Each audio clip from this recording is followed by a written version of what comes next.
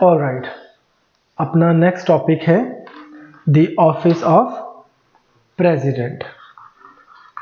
ठीक है, अब हमारा जो लार्जर टॉपिक है वो हो गया यूनियन एग्जीक्यूटिव।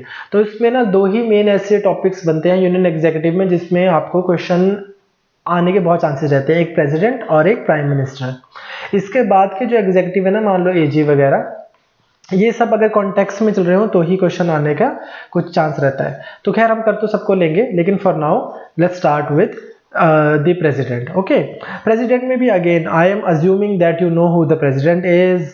इंडिया का प्रेसिडेंट हैं Ramnath Kovind ji. I expect you to know president करता क्या है, बिल कैसे पास होता है। यहाँ पे हम हल्का सा बेटर लेवल की बातें करने की कोशिश करेंगे। ठीक है, नाउ अब क्या है, एक बेसिक सी बैकग्राउंड अगर हम देखें तो अकॉर्डिंग टू आर्टिकल 54 क्या है, president is the head of union executive.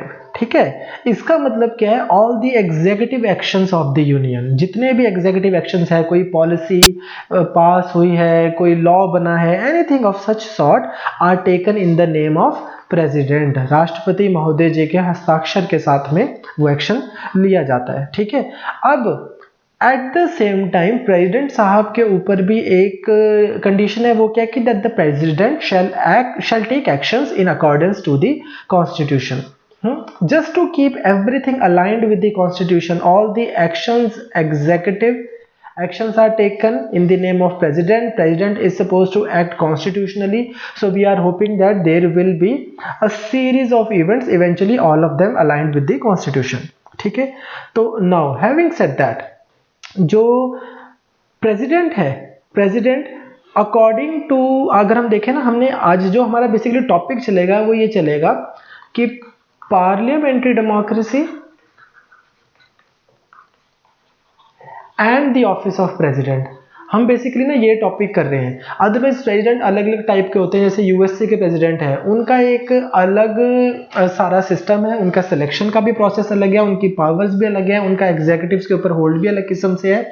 आपके ना GS2 में एक टॉपिक है सबसे पहले, कंपैरिजन बिटवीन कॉन्स्टिट्यूशंस, तो ये हम वहां पे करेंगे। आज मैं आपको जो टॉपिक बता रहा हूँ, ठीक है, वो मैं बता रहा हूँ parliamentary democracy and president, how they function with each other in Indian system. ठीक है, तो सबसे पहले तो in a parliamentary form of government आपको पता है दो हेड्स होते हैं। पहला होता है नॉमिनल हेड। अगर आपके पास में संसद है, पार्लियामेंट है, तो आपके पास में उसका एक हेड भी होगा। ठीक है, उसको हम क्या बोलते हैं, रियल हेड। तो हमेशा आपको पार्लियामेंट्री फॉर्म ऑफ सिस्टम में नॉमिनल हेड मिलेगा और रियल हेड मिलेगा। व्हाई, ऐसा क्यों है?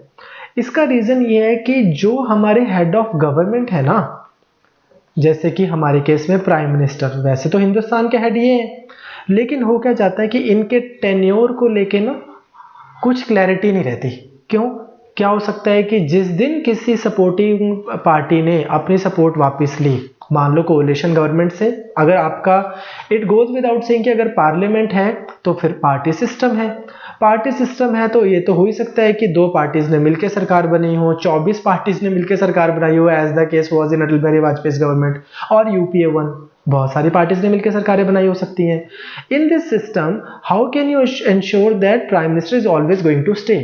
ठीक है, उसके बाद में एट द सेम टाइम कोई अनफॉर्चुनेट इवेंट भी हो सकता है जिसकी वजह से आपके पास में प्राइम मिनिस्टर ऑफिस में हो ही ना। फॉर एग्जांपल, नेहरू जी की डेथ हो गई थी while he was the prime minister, Indira ji की डेथ हो गई थी while she was the prime minister, Shastri ji की डेथ हो गई थी while he was the prime minister. ठीक है, तो इस तरह से अगर कुछ हो जाए तो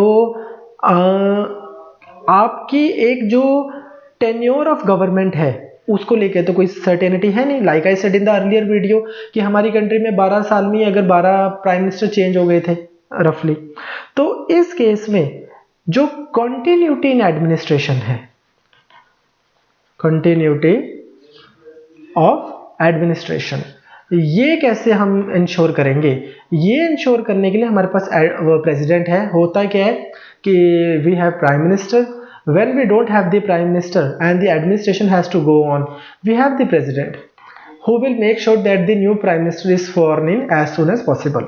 पहली चीज तो ये हो गई। दूसरा क्या है कि हमारे पास ना, क्योंकि parliamentary system essentially party politics पे बेस्ड है, तो एक ना सिंबॉलिक पर्पसेस के लिए, सिंबॉलिक पर्पस के लिए भी अपने को चाहिए, we have to have a head who can be treated as neutral.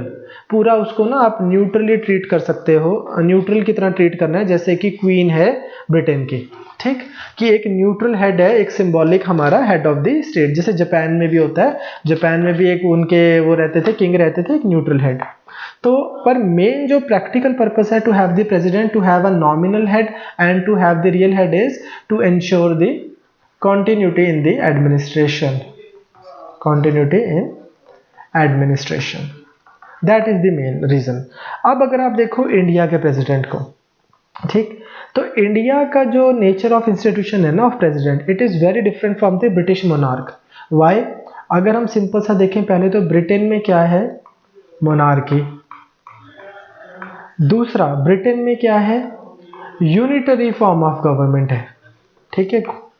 On the other hand India में क्या है, पहले तो India is a republic, so in other words head of the state is elected and not hereditary office. दूसरा, India में क्या है, India is a case of federation, collection of states. Now जब आप किसी बंदे को, अगर रिपब्लिक है और हम बात कर रहे हैं प्रेसिडेंट की, तो जो प्रेसिडेंट साहब होंगे वो कैसे होंगे, इलेक्टेड। अब जब वो इलेक्टेड हैं तो इसका मतलब अलग अलग पार्टीज अपने बंदे खड़े करेंगी।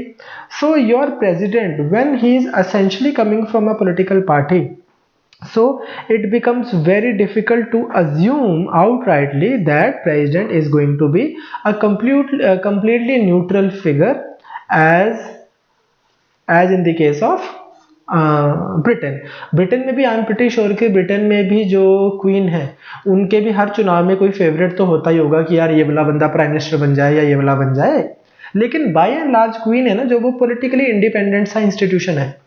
ऑन दी अदर हैंड आप कैसे एक्सपेक्ट कर सकते हो कि जो रामनाथ कोविंद जी हैं वो ना कांग्रेस और बीजेपी को एक जैसा समझते हो, जब उन्होंने पूरी जिंदगी बीजेपी में लगा दी, या फिर प्रणब मुखर्जी जो है वो कांग्रेस और बीजेपी को लेकर न्यूट्रल होंगे जबकि उन्होंने पूरी लाइफ कांग्रेस में लगा दी, ठीक है। तो एक तो हमारे यहाँ पे यही डिफरेंस है कि हमारे यहाँ पे ना इन थ्योरी भी जो आपके प्रेसिडेंट्स आते हैं वो किसी न किसी पार्टी के सपोर्ट से आते हैं। दूसरा क्या है, लाइक यू नो हमारे यहाँ पे प्रेसिडेंट के चुनाव कैसे होते हैं, सारी स्टेट्स के एमएलए जो इलेक्टेड एमएलए हैं वो वोट कर रहे हैं। सो कहीं ना कहीं जो प्रेसिडेंट जो इंडिया में है ना, he is also a representative of states at the union level. Union level पे स्टेट्स को भी रिप्रेजेंट करने वाला एक इंस्टीट्यूशन है प्रेसिडेंट ऑफ इंडिया, ठीक। तो क्या है कि अगर आपको डिफरेंस, बेसिक सा डिफरेंस क्या होएगा ना, अगर यूएसए और इंडिया के प्रेसिडेंट में डिफरेंस के लिए क्वेश्चन आ गया तो कोई बच्चा भी कर लेगा, क्योंकि 25 डिफरेंसेस एग्जिस्ट करते हैं यूएसए और इंडिया के प्रेसिडेंट के बीच में। अगर UK British head of state monarch और इंडियन प्रेसिडेंट के बीच में आ गया ना, क्योंकि सारी जनरल किताबें लिखती यही है कि Indian president is an equivalent of British monarch to some extent, और यहीं पे बात खत्म कर देती है। सो एग्जाम में इमीडिएटली आपको ज्यादा डिफरेंसेस क्लिक नहीं करेंगे, तो इसलिए मैं आपको बता रहा हूं कि पहले तो आप ये लिखोगे कि उनकी मोनार्की है तो बंदा रीजनेबली इंडिपेंडेंट है, हमारी all set and done Republic है तो असेंशियली कोई पार्टी के सपोर्ट से प्रेसिडेंट साहब बनते हैं। दूसरा क्या है कि उनकी यूनिटरी फॉर्म है, हमारी फेडरल है, तो हमारे यहाँ पे प्रेसिडेंट जो है वो क्या है, वो स्टेट्स के रिप्रेजेंटेटिव है। तीसरी चीज क्या है कि ब्रिटेन में थर्ड डिफरेंस क्या है कि ऑल सेड एंड डन जो ब्रिटिश मोनार्क है, that monarch enjoys absolute autonomy. However, in the case of India, आपको पता है president can be impeached, impeach किया जा सकता है अंडर आर्टिकल 61 आई थिंक, ठीक है, for the violation of constitution under article 61। तो इस तरह से आप एक बेसिक सा डिफरेंस तो देख सकते हैं बिटवीन ब्रिटिश मोनार्क और head of the state and Indian president. Now having said that, अब हम हल्का सा ऑफिस को देखते हैं। बेसिकली जो ओरिजिनल कॉन्स्टिट्यूशन लिखा ना, जो हमारी कॉन्स्टिट्यूंट असेंबली ने लिखा, उसमें ना प्रेसिडेंट को लेके बहुत इनकंसिस्टेंसीज थे, it was full of inconsistencies. कुछ स्कॉलर्स ये भी बोलते हैं कि शायद ना हमारे कॉन्स्टिट्यूशनल फ्रेमवर्क को क्लैरिटी नहीं थी प्रेसिडेंट के ऑफिस को लेके कि वो क्या बना रहे हैं। इन इनकंसिस्टेंसीज को रिमूव किया इंदिरा ने। इंदिरा गांधी ने 42nd अमेंडमेंट के बाद में बहुत सारी चीज़ों को for once and all settle किया, वो हम देख लेते हैं पहले। सबसे पहले व्हाट आर दी इनकंसिस्टेंसीज। सबसे पहले तो 42nd अमेंडमेंट से पहले क्या हो गया, it was not mandatory for the president to act on the aid and advice of council of minister. ठीक है, अब भाई पार्लियामेंट्री सिस्टम अडॉप्ट किया है, लोकसभा है, राज्यसभा है, लोगों ने इनको चूज किया है, इन्होंने लॉ पास कर दिया, ठीक, प्रेसिडेंट है, इनके हिसाब से एड एंड एडवाइस से इनकी एक्ट ही नहीं कर रहा। President in a parliamentary system is suppose to be a nominal head. उनको ऐसे ज्यादा एक्टिविस्ट प्रेसिडेंट नहीं चाहिए हमें पार्लियामेंट्री सिस्टम में। अगर हमें चाहिए होता तो हम अमेरिकन सिस्टम अडॉप्ट कर लेते। तो भैया आप थोड़े से रबड़ स्टैम्प के आसपास ही रहो, उससे ज्यादा आपके ऑफिस से डिमांड नहीं किया जा रहा। अनफॉर्चुनेटली ना हमारी कंट्री में क्या है कि कोई भी बंदा जो हल्का सा अपना रोल से ज्यादा काम करता है तो हमें ना उसके लिए फैसिनेशन रहती है कि वाह जी वाह, वो देखो वो नहीं किसी की सुल्तान, blah blah blah. But at the end of the day president से एक्सपेक्ट ही नहीं किया जा रहा। President should act with the aid and advice of the council of minister. We have a parliamentary system in place. तो पहले 42nd amendment से पहले नहीं था। इंदिरा गांधी ने अमेंडमेंट करके बोला that it is a compulsion on you to act with the aid and advice on council of minister. We have a parliamentary democracy for a reason, number 1। Number 2,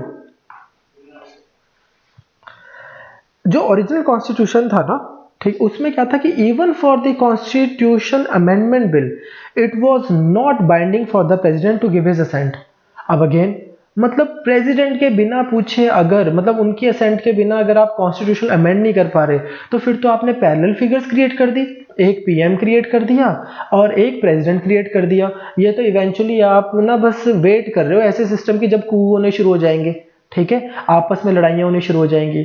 तो ये हो भी गया था, उसको हम देखेंगे। तो इसलिए फिर इस चीज को भी सेटल डाउन किया था that if the constitution like if the parliament wants and as per article 368 if parliament passes a constitutional amendment with due process and like the whole procedure established by law then president should give his assent। okay, तो इसको भी fix किया गया था। तीसरी चीज क्या है ना, हमारी कंट्री में एक इनकंसिस्टेंसी रही है कॉन्स्टिट्यूशन को लेके, स्पेशली विज़ आर्टिकल 61 और 361 को अगर हम देख लें।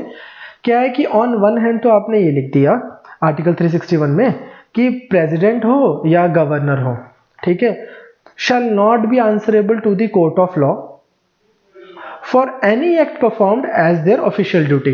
वो अपनी ऑफिशियल ड्यूटी करते हुए जैसे मर्जी काम करें, दे shall not be asked in any court of law, question नहीं किया जाएगा उनको। एट द सेम टाइम आप क्या बोलते हो 61 में कि प्रेसिडेंट को आप बना देते हो अकाउंटेबल टू द पार्लियामेंट और the legislature for the violation of constitution. ठीक है, अब आप बोलोगे उनको कि यार आप आर्टिकल 61 देखो सर, आपने ना कॉन्स्टिट्यूशन वायलेट कर दिया। वो बोलेंगे आर्टिकल 361 देखो कि यार हमें तो किसी चीज के लिए आप क्वेश्चन ही नहीं कर सकते जो भी हम कर रहे हैं। ठीक है, तो इसी तरह से अगर आप देखोगे ना कि प्रेसिडेंट ऑफ, एक और जैसे आप बेसिक सी चीज बताता हूँ पार्लियामेंट्री डेमोक्रेसी के कॉन्टेक्स्ट में। नॉर्मली पार्लियामेंट्री डेमोक्रेसी में क्या होता है कि let's say this is the parliament, this box is the parliament and this is the president। now president needs to talk to the parliament। तो पार्लियामेंट्री डेमोक्रेसी में ना ये रूट नहीं है कि भाई यहां से बात सीधा आपने यहां पहुंचा दी, ठीक है, this is not the right वे।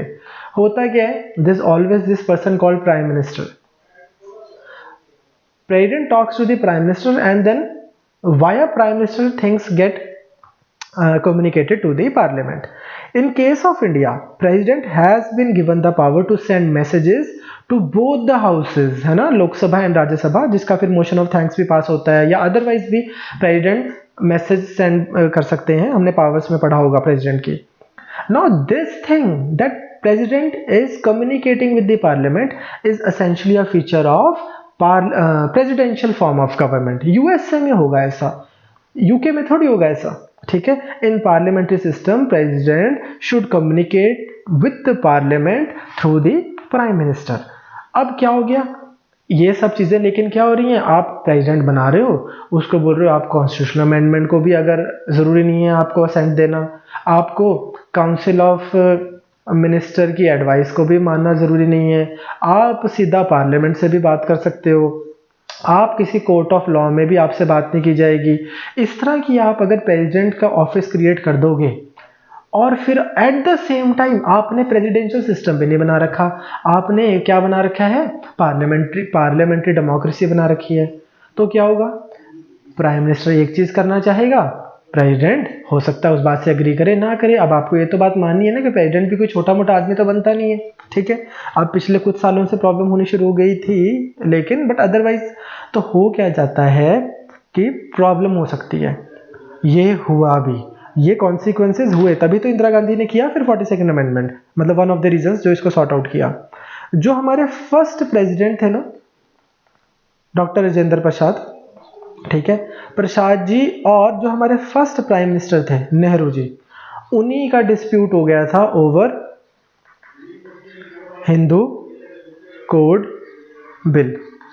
तो डॉक्टर राजेंद्र प्रसाद जो हैं, he was not in the favour of Hindu code bill, okay, and he asserted कि यार हमारा कॉन्स्टिट्यूशन है, लुक एट आवर कॉन्स्टिट्यूशन, उसमें प्रॉपर कॉन्स्टिट्यूशनल फिगर एक बनाई गई है प्रेसिडेंट की, and in words of Dr. Rajendra Prasad, our constitution did not create a rubber stamp as in the case of Britain।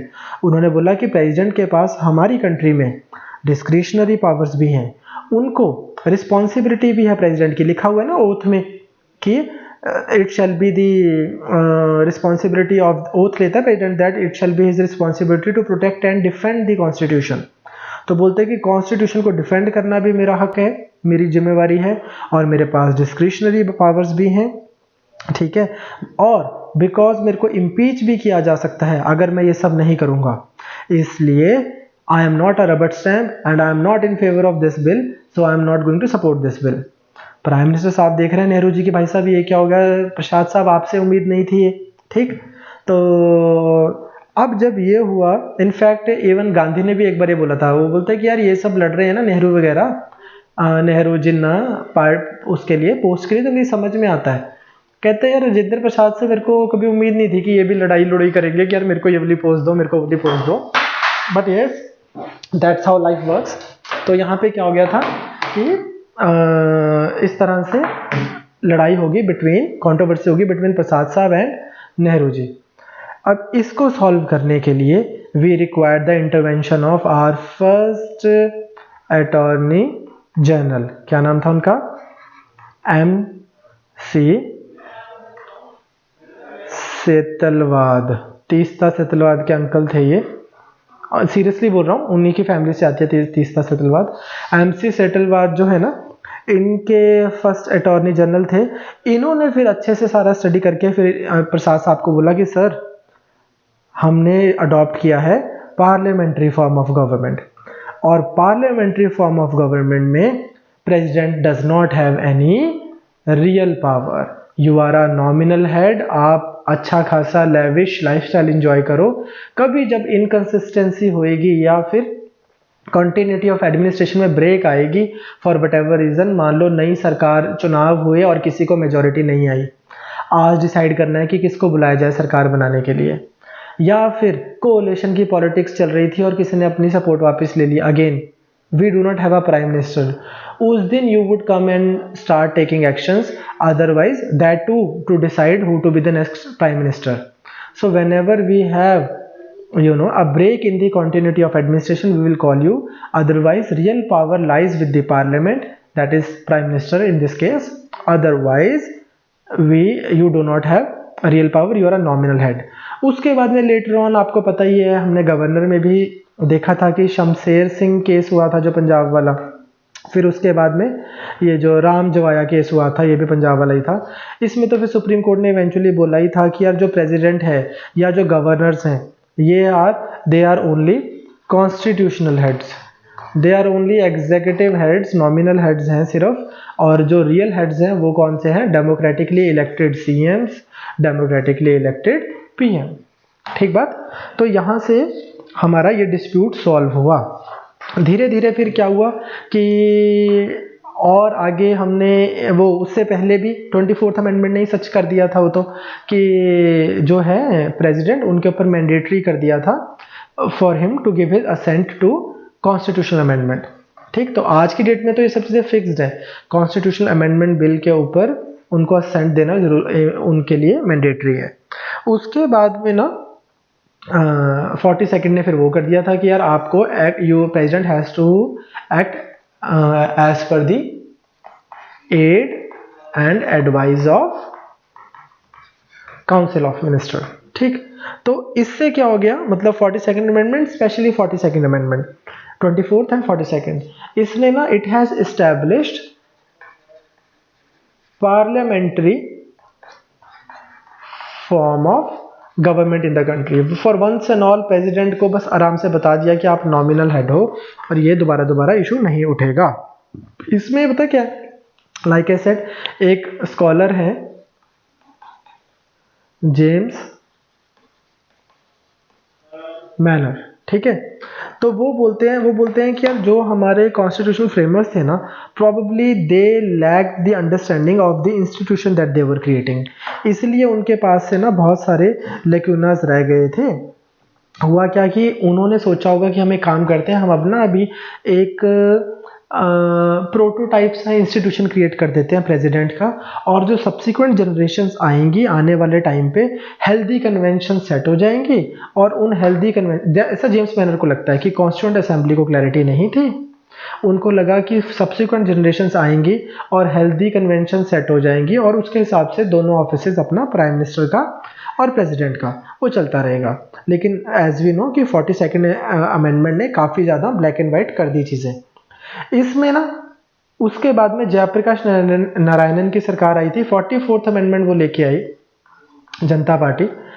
उन्होंने एक चीज की थी, उन्होंने हल्का सा एक क्या कर दिया था कि अब अगर काउंसिल ऑफ मिनिस्टर प्रेसिडेंट के पास कोई एडवाइस भेजते हैं कि उनको and then he is suppose to act like act according to that, he has the power to send it back to the COM once, but if COM sends it back again then he has to give his ascent.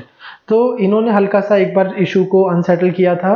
Probably they just want president to have slightly more powers. Basically क्या होगा ना, आपको एक चीज समझनी है, एक चीज आप समझो, ये है समझने की है। लेट्स टेक ये इंडिया, ठीक, इंडिया में ना बहुत सारी स्टेट्स, और ये पूरे इंडिया में ना एक तो बहुत बड़ी पार्टी है जिसका नाम है कांग्रेस, और कांग्रेस के ही हैं बहुत सारी स्टेट्स, और कांग्रेस के ही हैं पार्लियामेंट। फिर उसके बाद में ना थोड़ी सी स्टेट्स है, मान लो जहाँ पे ना कम्युनिस्ट पार्टी है, कहीं पे और कोई रीजनल पार्टी खड़ी हो रही है, यहाँ पे भी रीजनल पार्टी खड़ी हो रही है। अब पार्लियामेंट में तो इन रीजनल पार्टीज क्या, कम्युनिस्ट पार्टीज जो हैं जैसे केरला वेस्ट बंगाल में, इनके तो कुछ चलेगी नहीं, क्योंकि यहाँ पे तो कांग्रेस की सरकारें होती थी। जो प्रेसिडेंट होता था ना, वो उनको लगता था कि यार धीरे धीरे ना हमारी भी तो वोट्स डलती हैं प्रेसिडेंट के लिए, कि प्रेसिडेंट तो हमारा भी नॉमिनी है, हम भी जिसको सपोर्ट करेंगे उसके थ्रू प्रेसिडेंट बनेगा, धीरे धीरे हम और स्टेट्स में अपनी सरकारें ले आएंगे और प्रेसिडेंट हमारा होना शुरू हो जाएगा। तो इन पार्टीज को लगता था, जो नॉन कांग्रेसी पार्टीज होती थी, कि यार ऐसा तो बहुत कम लोगों ने सोचा था कि पूरे इंडिया में हमारी सरकार बन जाएगी। लेकिन ऐसा सोचते रहते थे कि यार प्रेसिडेंट हमारा प्रत्याशी हो सकता है एक दिन।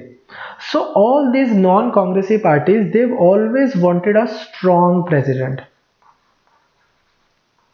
स्ट्रॉन्ग प्रेसिडेंट क्यों? ताकि वो कांग्रेस के प्राइम मिनिस्टर को काउंटर कर सके। It has always been the case, ठीक है। लेकिन इससे बहुत अनफॉर्चुनेट सिस्टम भी हो जाता है कि प्राइम मिनिस्टर अलग पार्टी से और प्रेसिडेंट अलग पार्टी से। इवेंचुअली लेकिन 42nd अमेंडमेंट ने इश्यूज को सॉल्व कर दिया। तो फिर एक्चुअल पोजीशन क्या है? एक्चुअल पोजीशन तो कॉन्स्टिट्यूशनली स्पीकिंग अपने को पता है, रियल हेड प्राइम मिनिस्टर और नॉमिनल हेड प्रेसिडेंट। बट इसी में एक चीज जो मैं आपको ऐड करना चाहता हूं ना, वो है हमारे एक फॉर्मर प्रेसिडेंट थे आर वेंकट रमन। उनको बहुत अच्छा प्रेसिडेंट माना जाता है। उसका रीजन क्या है कि ये जो प्रेसिडेंट थे ना, उस समय कोलिशन इरा चल रहा था, ठीक है, स्टार्ट हो गया। अब जब कोलिशन ईरा होगा, जब प्रधानमंत्री डिपेंडेंट है बहुत सारी पार्टीज के ऊपर, ठीक, 1 2 3 4 5 करते करते मान लो 17 पार्टीज पे डिपेंडेंट है प्राइम मिनिस्टर, तो क्या होगा, प्राइम मिनिस्टर वीक होगा। जब प्राइम मिनिस्टर वीक होगा तो प्रेसिडेंट के पास में स्कोप होगा अपना वो बढ़ाने का ना, मार्जिन बढ़ाने का, अपना स्कोप बढ़ाने का उनके पास मार्जिन होगा। However, R. Venkat Raman was such a, like, constitutional president, if I may say, that he established this healthy convention to minimize this scope of using his discretion. इन्होंने ऐसा नहीं किया, नहीं तो कोई भी पार्टी क्या होता था, हंग पार्लियामेंट होते थे, कभी कोई अपनी सपोर्ट वापस ले रहा है, कभी कोई सपोर्ट वापस ले रहा है। लेकिन प्रेसिडेंट साहब ने एक अच्छा जिसको बोलते हैं ना कि एग्जाम्पल सेट किया फॉर द कमिंग प्रेसिडेंट, तो उन्हीं की ना तो he used to call himself a copy book president. तो इन्हीं ने एक ना बड़ी अच्छी लाइन बोली थी, कहते थे कि यार प्रेसिडेंट जो है ना वो एक इमरजेंसी लैंप की तरह है, जिसको सिर्फ तब चलना है जब मेन स्विच ऑफ हो जाए। मेन स्विच क्या है, government of India, prime minister का ऑफिस। जब प्राइम मिनिस्टर का ऑफिस नहीं है, प्राइम मिनिस्टर का मान लो लोगों ने समर्थन वापस ले लिया, या अनफॉर्चुनेटली प्राइम मिनिस्टर की डेथ हो गई, या उन्होंने रिजाइन कर दिया, या दोबारा चुनाव हुए तो किसी को क्लीन मेजॉरिटी नहीं मिली, देन ये इमरजेंसी लैंप ऑन होना चाहिए, अदरवाइज ये लाइट बंद रहनी चाहिए। मेन स्विच ही है जो सरकार चलाता है, ठीक है। तो इसके बाद हमारा प्रेसिडेंट का एक छोटा सा और टॉपिक होता है जिसका नाम है कोहैबिटेशन, लेकिन उसको हम करते हैं प्राइम मिनिस्टर करने के बाद। प्राइम मिनिस्टर और प्रेसिडेंट दोनों समझ लोगे तो फिर आप इसको समझोगे। तो अब अगली वीडियो में हम करते हैं द प्राइम मिनिस्टर।